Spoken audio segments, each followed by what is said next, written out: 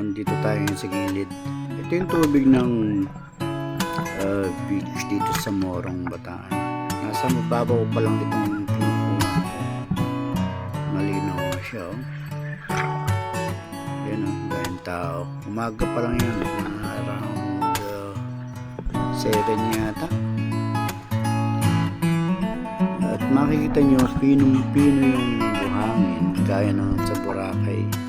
Kasing pino siya dun sa Boracay, kaya lang kulay itim nga lang siya. Kaya medyo malabo yan kasi nasa gilid eh. Siyempre ang kadalasan yung sa mababaw na ganyan medyo lumalabo dahil nadadala yung buhangin. Pero pag nasa malalim ka, malinaw siya. Tsaka pansinin nyo, wala siyang dahon, seaweed na nagkalat-kalat.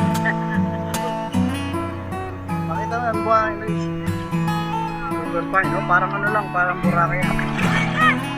Oo, ganyan sa Boracay. Yan ang kulay ko.